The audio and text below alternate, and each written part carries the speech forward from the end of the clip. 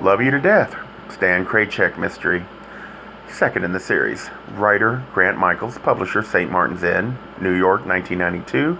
Narrator Eric Aust. Chapter 2. My Old Flame. While we waited in the main hall for the police to arrive, I got to watch how the unexpected arrival of death was affecting some of the party guests.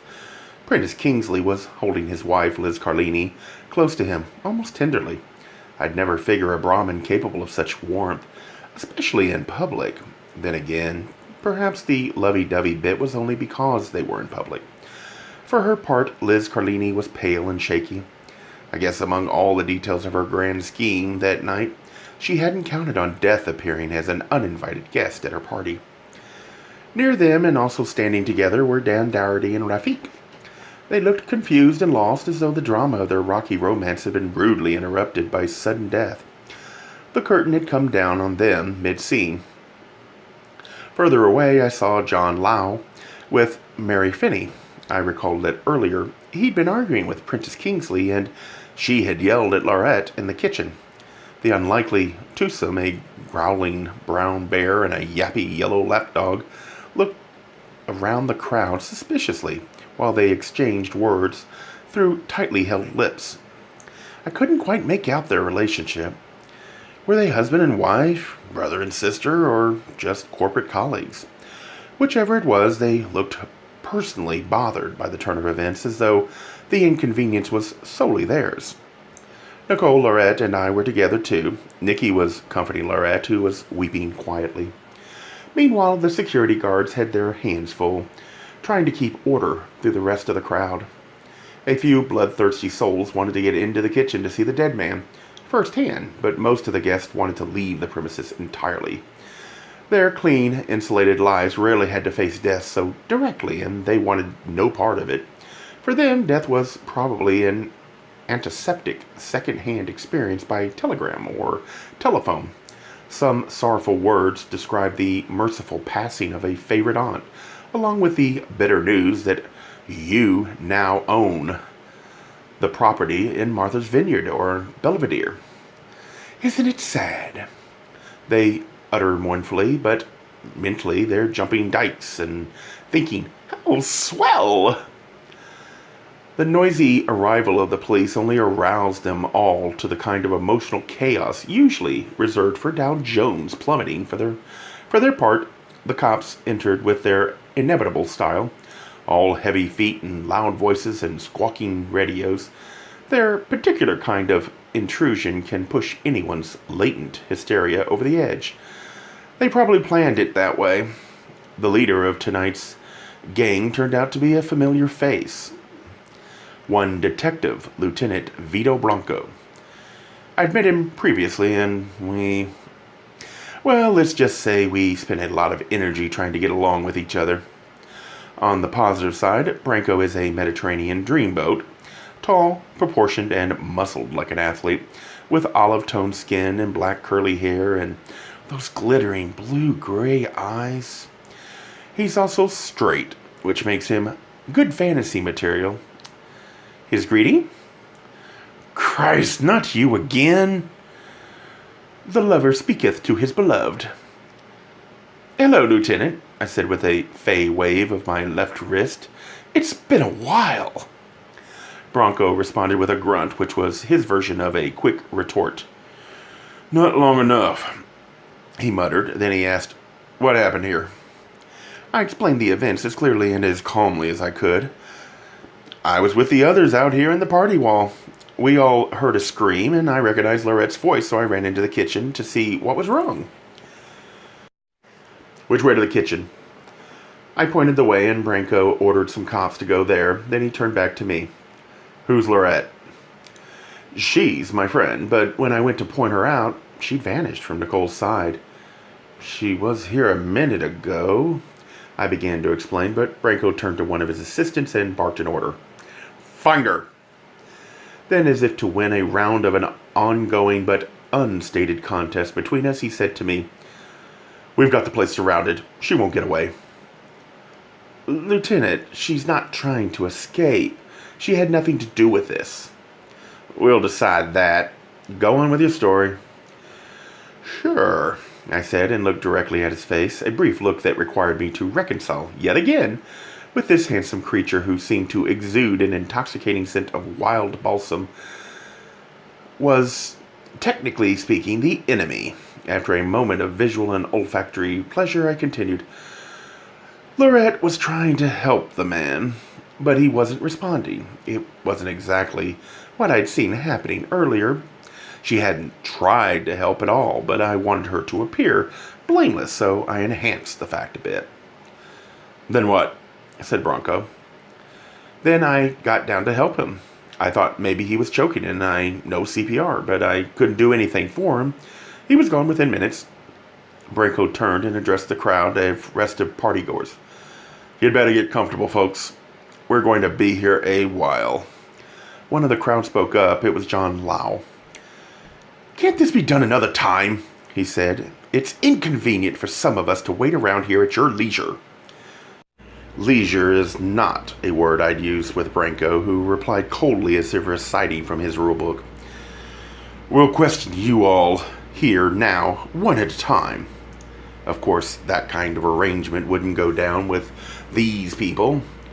Mortal upsets didn't play any part in their pastel-ordered lives, but as it dawned on them that they couldn't delegate this unpleasant task to some minion, they began muttering and grumbling among themselves. Branco raised his big right-hand palm to silence them, and damn if it didn't work. They all shut up. Then he gave orders to his sergeant to organize them for questioning. He turned back to me and said, You stay here. I want your story first. So, I'm head of the class. Branco sneered and pointed a scolding finger at my face. Kraychik, don't start that wise-mouth stuff again. I got a bellyful last time, and that was enough. Mea culpa, Lieutenant, I replied, but I'd barely heard his harsh words. No, I was in bliss, for Branco had remembered my name. It was like high school days, with the gym teacher, a seedy but muscular ex-Marine with a military haircut, much like my own recent clip job.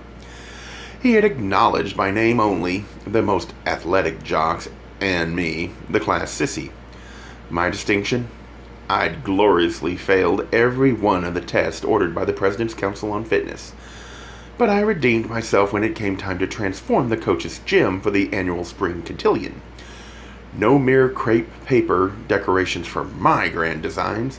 Under my direction, the double basketball court became mise en scene. Lieutenant, I continued, I was only trying to help the guy. There's not much more I can tell you about it. I'll help you remember, and if your friend shows up, you tell her to stay put too. Then Branco went off to arrange for an interrogation room, where he'd probe and press and get personal, but all in the quest for facts. Facts. Nicole, who'd been watching Branco, and me, lingered behind the crowd. I asked her secretively, Where the hell is Lorette? Ladies' room. I shook my head. Not good timing. Nerves, darling. It looks suspect. Then, with a sudden lilt in her voice, Nicole asked, Does hope spring eternal? What? Were you happy to see the lieutenant again? Nikki, you know as well as I do the man is straight. Pathologically straight. So is spaghetti until it gets wet. Doll, he'd die before he'd face another man intimately. Now, Stani, there it was again, that diminutive of my full name, Stanislav. Nikki really wanted to win this round of big sis little brother. You can tell me, darling, don't you harbor a secret dream of exchanging vows with the lieutenant at a nice ethnic wedding with both families showering you with money and gifts? Along with the vine-covered cottage, Nicole, your imagination has no connection to reality. That's the best wet kind of dream, darling. Another officer appeared to take me to the questioning room, which turned out to be a large storage closet, just off the kitchen. Once Branco and I were alone in there, amidst the still shelving and the industrial-sized canned goods, the real fun began. Fun for me, anyway. Personally, one of my pleasures is enjoying absurd situations, Situations like hearing your mother's voice on the answer machine while you're having tantric sex with the UPS man on the living room rug, or like finding that your cat has fastidiously picked out all the fresh crab, only the crab, from a platter of appetizers you've laid out just as your guests arrive for cocktails. Or like sharing a 6-foot square cubicle with a mega macho cop. Whatever the absurdity, I try to make the most of it and have some fun. Alas, Branko wasn't cooperating that night. Some examples of his imaginative interrogation. Did you know the victim? Why were you in the kitchen? Tell me again exactly what happened. Do you know anyone who wanted to hurt or kill the victim? There he was, pounding away with inane questions, looking for an answer that I certainly didn't possess. It reminded me of the annoying questions a mistrustful lover might ask. When you return from the grocery shopping, your arms are full of bundles. The food you bought for him. You stagger and stumble and juggle with him while he sits at the kitchen table enjoying fresh coffee and Danish pastry. Then he has the nerve to ask, "What took so long?" Or, "How many stops did you make?" And, "Was the market cruisy?" It's curious how similar police interrogations are to lovers' trysts and quarrels. When Branko was content for the time being that squeezing this fairy wasn't going to produce any more facts, he finally relented and said, "You can go now, but I want you to stay in town." "Yes, sir," I said with a salute. "I guess I'll have to cancel that vacation in Sitges. But, Lieutenant," I said as I stood up to leave, "if you'd question Nicole next, I'll wait for her and we can leave here together." Without looking up, Branko flipped his notebook open to a new blank page and said, "I'll take things in my own order." Then he called his assistant sergeant to take me out of the room. It was all done with fascist detachment.